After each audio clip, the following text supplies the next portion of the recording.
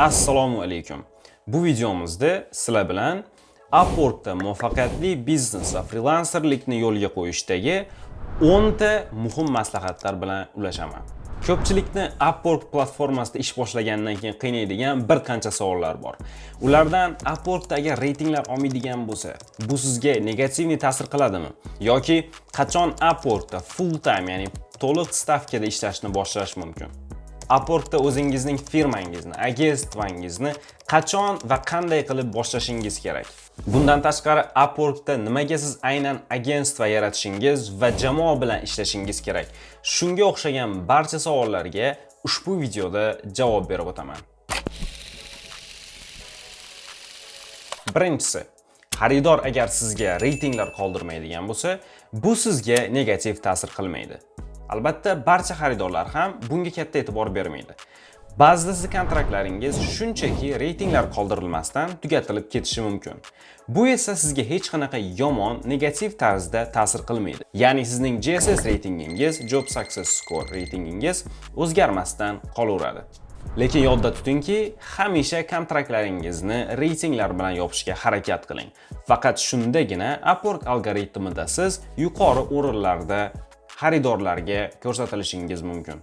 Va qanday qilib har bir kontraktingizga reytinglar olish va xaridorlardan reyting olishni, yuqori baholar qo'yishni qanday qilib to'g'ri yo'llar bilan so'rash mumkinligi haqida kursimizda batafsil alohida videoda tushuntirib o'tganman. Ikkinchisi, xaridorlar tomonidan ish e'lonlariga qo'yilgan stavkalar, byudjet narxlari bu oxirgi narxlar emas. Ya'ni siz xaridorlar bilan gaplashayotgan paytingizda, ma'lum bir ish e'loniga topshirganingizda, xaridor bilan har bir ishni, muhim detallarini, qanday qilinishi, qachon qilinishi, ularning talablari haqida, barchasi haqida ma'lumot olganingizdan keyin, albatta, aniq o'zingizga mos keladigan narxlarni taklif qilishingiz mumkin. Bu degani, ular belgilagan stavka, ular belgilagan byudjet oxirgi finalniy byudjet emas. Uchinchisi, Upwork bu sizning biznesingizga yoki sizning freelancerlik faoliyatingizga qo'shimcha xaridorlar olib keluvchi vosita hisoblanadi. Bu sizning ma'lum bir korxonadagi ish joyingiz emas. Ya'ni siz Upworkda ishlarga topshirayotgan paytingizda siz xaridorlarga uzundan uzun rezyumelar, o'zingizni tajribalaringiz, necha yillik qilgan barcha proyektlaringizni ko'rsatishingiz shart emas va hattoki ular keraksiz narsalar. Chunki Upworkdagi xaridorlar faqat va faqat o'zlarining muammolariga yechim izlashadi va siz faqatgina ularning og'riqli joylariga, ularning muammolariga yechim topiladigan tomonlarigagina fokus qaratishingiz kerak. Upworkdagi xaridorlar hamisha ham sizning faoliyatingizga, sizning servislaringizga to'lig'icha tushunavermaydi. Agar siz kompaniyadagi ma'lum bir to'liq ish stavkasiga topshirayotgan bo'lsangiz, unda HR, ya'ni siz bilan ishga qabul qiluvchi shaxs sizni faoliyatingizni yoki siz qanday shaxs ekanligingizni rezyumingizga qarab turib tushunib olishi, texnik so'zlarni hammasini bilishi mumkin. Lekin Upworkdagi xaridorlar bundan mustasno. Keling, o'zimdan o'tgan bitta misolni aytib beraman. Xaridor bilan video montaj uchun kontrakt tuzdik. Kontrakt tuzganidan keyin butun detallarni gaplashish uchun videoda Zoom orqali gaplashishga qaror qildik va videoda gaplashayotganimizda xaridor shunaqangi qiziq savollar bergan. Ular aytganki, bizda tayyor 5 minutlik video bor va unda statistikalarimiz allaqachon kiritilgan. Bu videoni biz 1 yil oldin qilganmiz, boshqa montajchilar bilan birgalikda. Endi bizning statistik daniylarimiz o'zgargani uchun bu yil ushbu videodagi raqamlarni o'zgartirmoqchimiz va ba'zi tekstlarni, yillarni ham o'zgartirib ketmoqchimiz deyishdi. O'shaning uchun ular mendan aytishyaptiki, shunchaki videoni olganda, tayyor videoni raqamlarini, tekstlarini o'zgartirib chiqsang bo'ldi. Bizga hech narsa kerak emas deyapti. Ular videoni yoki video montajni shunchaki Word yoki PowerPointda qilinadigan qanaqadir bir text slide deb o'yladi shekilli. Montajdagi narsalar o'ziga videoga allaqachon biriktirilib, montaj qilingan, render qilinganligini tushunmaydi. Shuning uchun albatta sohangiz haqida sizning xaridorlaringiz to'liq tushunishidan hamisha ham umidvor bo'lmang. Bu sizning vazifangiz, bu sizning mas'uliyatingiz o'sha xaridorlaringizga hamma narsani detalli tushuntirib berish va ularga siz bilan ishlashganda qanday natijaga erishishi mumkinligini aytib o'tishingiz kerak bo'ladi. To'rtinchisi, xaridorlar bilan gaplashishni, muloqotlar olib borishni o'rganing. Nafaqat Upwork platformasida, balki har qanday biznesda xaridorlar bilan muloqot qilish, to'g'ri kommunikatsiyani, to'g'ri munosabatni o'rnatish eng muhim biznes vositasi hisoblanadi. Shuning uchun avvalambor o'zingizni servisingiz haqida, o'zingizni ko'rsatayotgan takliflaringiz haqida batafsil o'rganing, batafsil bilib oling. Va xaridor bilan gaplashayotgan paytingizda ular siz bilan ishlashdan nima foyda olish haqida va ular sizdan nima kutishi va siz xaridordan ayni paytda nima kutishingiz haqidaligida oldindan belgilab xaridor bilan gaplashib oling.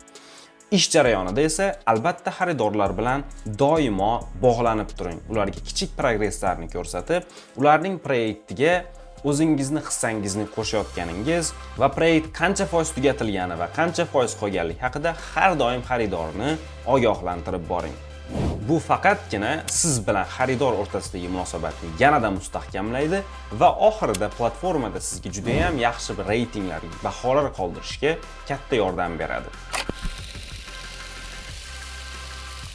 5-chi maslahat, siz frilanserlikni boshlaganingizda albatta sizda to'liq stavkadagi boshqa ishingiz ham bo'lsin. Bu juda ham qiziq eshitilishi mumkin, lekin frilanserlikni yangi boshlagan paytingizda hamisha bu narsa stabilni bo'lmaydi. Ya'ni siz doimiy muqarrar ravishda daromadlarga, muqarrar ravishda xaridorlarga ega bo'lishingizni hech kim kafolatlay olmaydi.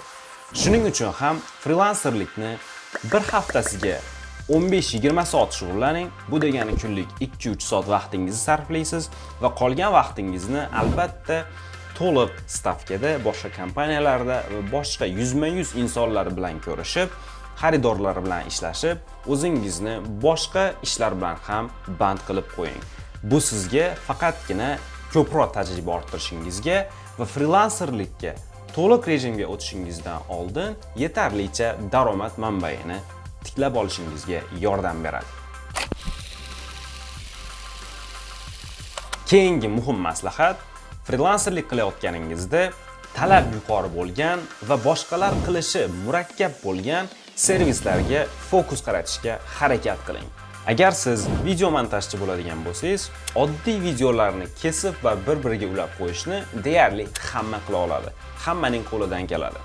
Ayni bu paytda siz o'zingizni servisingiz ichidagi yoki undan tashqaridagi kuchliroq, hamma qilishi ham oson bo'lmagan, lekin ayni paytda juda ham talabda bo'lgan video turlarini, uslublarini o'rganishingiz kerak bo'ladi va bu orqali siz ko'proq xaridorlarni o'zingizga jalb qilishingiz va boshqa frilanserlar orasida ajralib turishingiz mumkin. Aytaylik, siz NFT ga yoki Midjourney'da har xil rasmlar yaratishga qiziqishingiz mumkin va ayni bu narsa hozirgi paytning eng trend mavzularidan biri hisoblanadi va sun'iy intellekt sohalarida, turli yo'nalishlarda siz kuchli kadrga aylanib borayotgan bo'lsangiz, bu albatta sizga ko'p daromadlar olib keladi. Yoki aytaylik, siz veb-sayt dizayner, veb-sayt yaratuvchi bo'lishingiz mumkin. Bunday paytda siz bozordagi boshqa frilanserlardan va xuddi shunday servislar beruvchilardan ajralib turishingiz uchun o'zingizni yo'nalishingizda faqatgina kod yozishdan tashqari odamlar qanday ranglarni yoqtiradi, dizaynda odamlarga nimalar yoqadi, veb-saytga kirgan paytda foydalanuvchilarga nimalar ko'proq qulay bo'lishi mumkin, qanday shakllar, qanday strukturalar xaridorlarni ko'proq jalb qiladi degan savollarni o'zingizga berib, ular haqida o'rganib, kurslar o'qib, o'zingizni bilimingizni oshirib, boshqa frilanserlardan ajralib turishingiz mumkin. Ya'ni xulosa shuki, har bir sohada, har bir yo'nalishda bazaviy bilimlarni barcha shaxs o'rgana olishi mumkin. Barcha frilanserlar sizdek bir xil servisni bera olishi mumkin. Lekin sizni ajralib turadigan tomoningiz faqatgina ulardan ko'proq ma'lumotga ega bo'lishingiz, ulardan ko'proq narsalarni o'rganishingiz va o'zingizni ishingizga tatbiq qilishingiz bo'ladi. Aynan shu joyda orqamda yozilib turgan sitatalardan bittasi juda ham foydali bo'ladi. Go deeper than anybody else. That's how you will get ahead. Ya'ni boshqalardan ko'proq, chuqurroq o'rgan va shundagina sen ulardan oldinda bo'lasan. Va frilanserlik haqida ushbu kursning yaratilishi ham sizga buni boshqalardan ko'ra chuqurroq o'rganishingizga sababchi bo'ladi. 7-si, to'g'ri narxlarni belgilang. Kontraktlar tuzayotganingizda o'rtacha 15-20 dollarlik soatlik ishlarni qabul qilganingiz o'zingiz uchun foydaliroq. Chunki agar siz kontraktlarni juda ham past narxlarga, 5 dollar, 10 dollar yoki undan ham past bo'lgan narxlarga belgilab, ko'p kontraktlar olaman va reytingimni ko'tarib olaman degan tushunchada bo'lsangiz, siz yanglishasiz. Chunki Upwork algoritmida yuqori summalarga belgilangan kontraktlar kichik summalarga belgilangan va kichik summalarda tuzilgan kontraktlarning reytingingizga ta'siridan kuchliroq turadi. Bu degani katta summadagi kontraktlar va ularning reytingi sizning umumiy profilingiz reytingingizga katta ta'sir qiladi. Shuning uchun siz hamisha Upworkda yuqori narxlarga kontraktlar tuzishingiz va hamisha yaxshi reytinglar olishga harakat qilishingiz kerak. Kichik summadagi kontraktlar bilan bir nechtalab qilsangiz ham, ba'zida ular sizning yuqori natijaga, yuqori reytingga erishishingizga yordam bera olmaydi. Bundan tashqari, katta summalar albatta sizning ko'proq foyda olishingizga yordam beradi. Keyingi maslahat va muhim savolga javob: qachon Upworkda frilanserlikka to'liq rejimga o'tish mumkin? Albatta siz Upworkda to'liq rejimda frilanserlik qilishingiz mumkin. Qachonki sizda 3-4 ta kontrakt bo'lib, ularning umumiy hajmi 600-700 dollardan va 1000 dollardan yuqori bo'ladigan bo'lsa, shundagina siz Upworkda to'liq rejimda frilanserlikni boshlashingiz mumkin.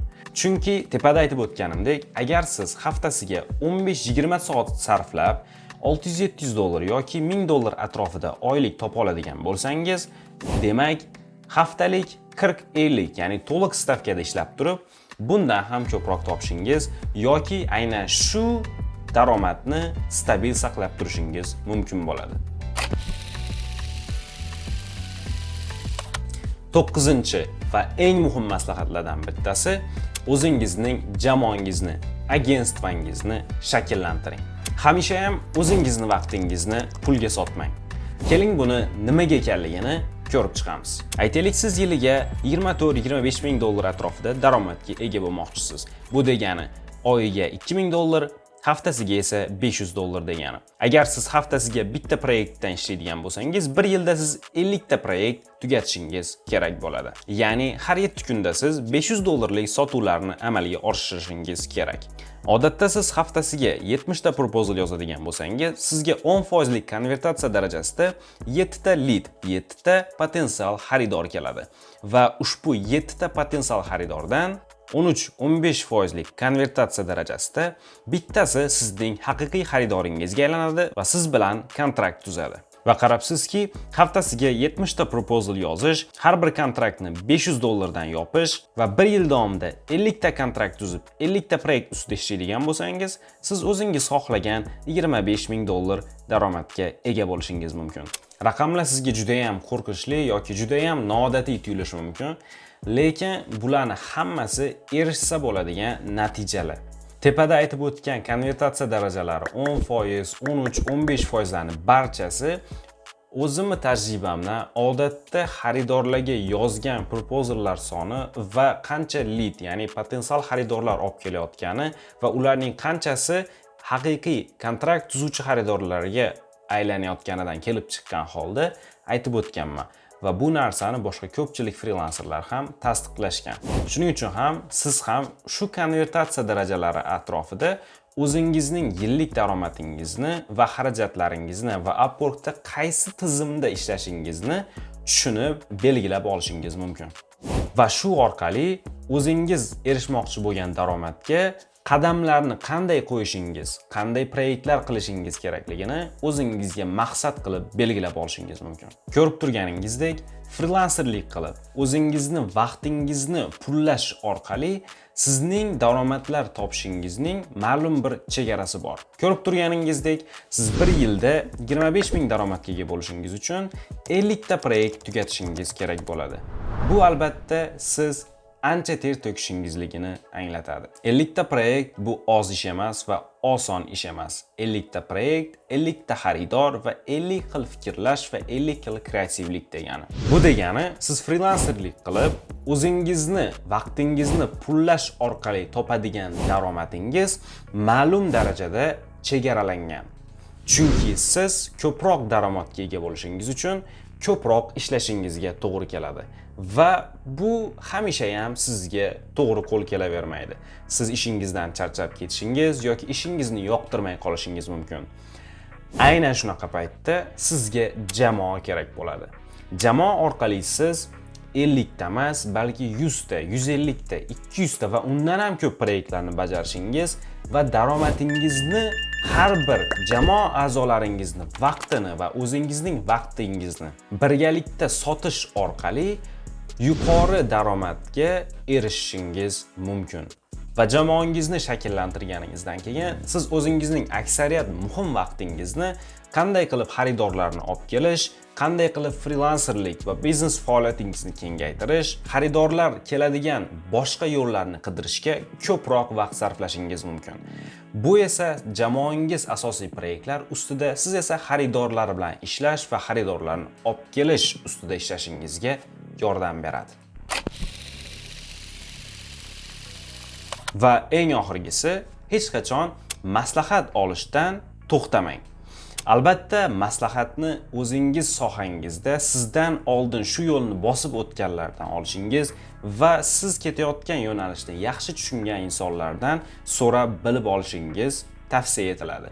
To'g'ri paytda to'g'ri insonlardan maslahat olish sizni yanada rivojlanishingizga, sizni biznes faoliyatingizni, frilanserlik faoliyatingizni yanada ko'tarilishiga sababchi bo'ladi.